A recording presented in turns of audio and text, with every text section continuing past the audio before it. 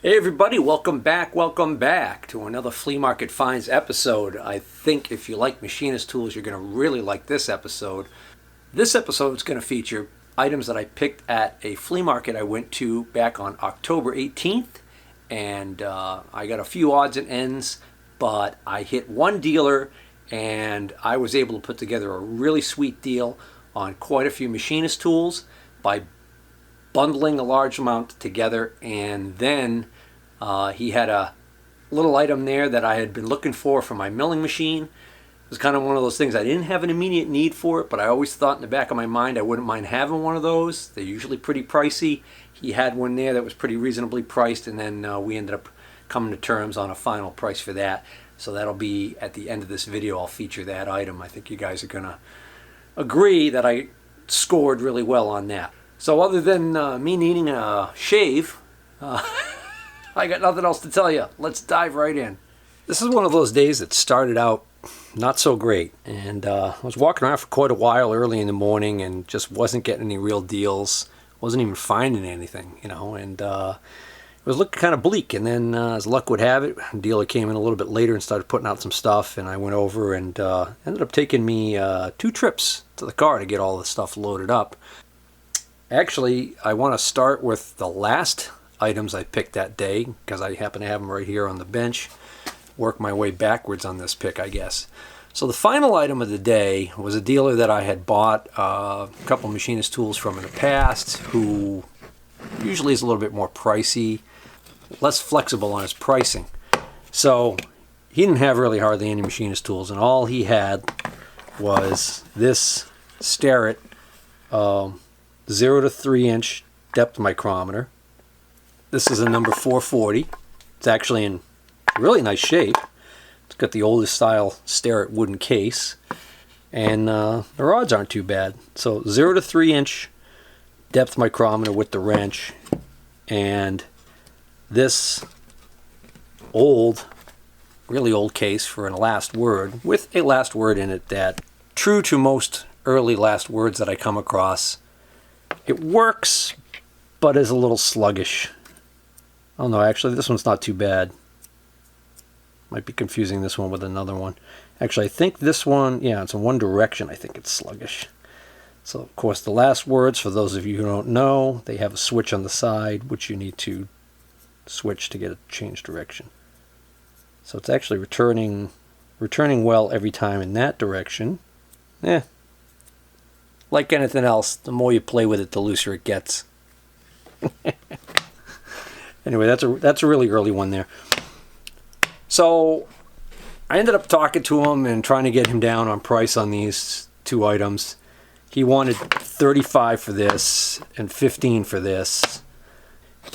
In the end, he wouldn't go lower than $45, and I'm pretty sure I won't have a problem getting $45 for this on my Facebook page. So, which of course is Steve's Used Machinist Tool Deals. I think that's the name of it. I just changed it not too long ago because it was just Steve's Basement, but people weren't able to find it when they were searching for sale pages for machinist tools. So I changed the name, and that actually seems to be working out well. Anywho, we've got these 2 items right here I picked up for $45. So hopefully going to do okay with these. We'll see. The second to the last buy I made that day was actually at a dealer's table that was run by a couple of ladies, and they just had a mishmash of all kinds of household junk. It clearly looked like they had cleaned out a house. Maybe a relative had passed away, and they decided they would just show up at the flea market and dump the stuff out, and whatever they get for it beats throwing it out, kind of, because they were like really excited to be there. They weren't jaded like some dealers can get after a while. They had this excitement of the first time of being a dealer type of mentality. And anyways, they were like practically begging people to come and make offers on the stuff that they had there. Oh, put together a pile. Oh, everything's cheap. So I started poking through the stuff, and a couple of things at first I like looked at them and I put them back down because I was like, I don't even know if I'm going to find anything. And then I spotted this. This is a 200 millimeter 7.9 inch genuine steel brush cutting blade, which actually fits one of my steel trimmers. And it's brand new. Never been used. So I know that these are like 20 or 30 bucks new. So I was like, well, all right. Probably going to get this stuff really cheap. So I started looking around. What else could I find? I was looking through a box of some junk that must have been in the garage or whatever, and I found this, brand new, had never been used. This is a TDC indicator, top dead center indicator. So this is Innovative Products of America of Kirkwood, Pennsylvania made this doohickey. What this is you take your spark plug out, you screw this into the spark plug hole. When the piston comes up, it pushes on this brass plunger that's spring loaded, and it will push this. You'll see this top part going up. And the idea is that if you rotate the crankshaft slowly until this gets to the very top of its travel, that's top dead center, roughly speaking. Unless it's a 4-stroke, you're going to make sure your valves are in the right, both valves are closed. But the point is, I was going to make something like this, and the only difference was, my plan was to have a sleeve up here that a drop indicator could stick into, so that I could use a drop indicator to actually figure out exactly where top dead center was. And then also, like in the case of like the Mercury manual, where it says to set it so that you can actually put an indicator on it and you can actually figure out exactly how many degrees before top dead center you are based on the travel in thousandths. So why can't you just use this thing and then just use a drop indicator sitting on top of this plunger right here on a mag mount? So I thought that's a no-brainer. Added that to the pile. A couple of these short little bungees, which I like for extension cords. What must be most likely a turkey baster. I've never seen one that looked like this before. But what I like about it is that this is all metal. So why can't I use that to just squirt gas into a cylinder or something along those lines occasionally, right? This actually has a threaded hole in the end. So I'm wondering whether or not this wasn't something else. I don't know. Don't know, don't care. And then there was a bunch of door hardware there. And I happened to pick this up, saw these knobs, and was like, oh. And then I looked through it and realized, well, this is actually pretty complete. Brand new, never been installed. And what this is a solid brass doorknob kit. Or lock set, I should say. I mean, this is, trust me, these things are heavy. This could be a murder weapon. So it looked like all the hardware is here. I think with the exception of it looks like maybe it's missing one of the screws.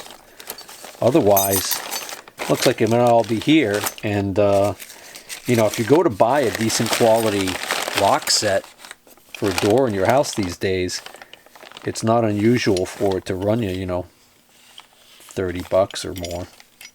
And if you're talking a high end, even more. This is the brand, I think, Pegasus. Yeah, so this is Pegasus Passage, Hall, and Privacy lock set. I think this is the Passage Hall. Privacy would mean that it can lock, the door can lock, and I don't think this has, yeah, this doesn't have a lock on it. So this is just for, you know, when you want to put it on a closet door or something like that, that you don't need the lock. So Pegasus is a brand name I think I recall from like Home Depot or whatever for like towel rods and stuff like that. I didn't even know they made door locks. I don't know what the quality is, but like I said, it certainly feels like it's got some heft to it, pretty decent. So I put this all together, and I said, how much for this pile? She said, how about $3? $3. What a deal. All right, this group of items here is actually the first buy of the day. Like I said, I was walking around for a while, wasn't getting anything. So finally, out of desperation, I went back to the guy who's there every week and always has a bunch of metal junk, random stuff. You never know what he's going to have. Anyways, he always has a lot of drill bits and stuff. So he had brought a bunch of Morse taper drill bits, including one huge one. It was like 2.5 inches in diameter at least. But I passed on that one because I have no possibility of using that in any of my lathes, and it would probably cost me more to ship it than I could get somebody to pay me for it. So, you know, used drill bit. But anyway, so I put together a pile, and he gave me a cardboard box which fell apart in the trunk of my car, which is why I transferred it to this wooden box. So we'll just get this reel out, get all this stuff out real quick. So I grabbed all the Morse taper drill bits I could find in there that looked like they were decent, and I put them all in a pile. There's about 20 here. These are all good American made name brands like Flea Forge, Union Tool. Look at that, there's a Utica, no, I'm sorry, UTD, United Twist Drill. That's a big beefy center drill there. Then I spotted this one facing tool. Uses inserts. There's actually some inserts still in there. They're just so dirty you can hardly see them. I probably have some triangle inserts that'll work in this. I couldn't begin to tell you the name on it, so filthy. And then I spotted these little boxes. I fished them all out. And this says tap, dies, drills, reamers, Butterfield Division Union Twist Drill, but what's actually in here is an unusual milling cutter. This is like a 45-degree chamfering bit or something, I don't know what. Yeah, this 45 degree. Actually, this is a Butterfield, so this might be the original box for it. And I'll tell you, that is, it's only high-speed steel, but it looks brand new. That's a nice cutter. Here's a Union Twist Drill of Athol, Massachusetts key seat cutter.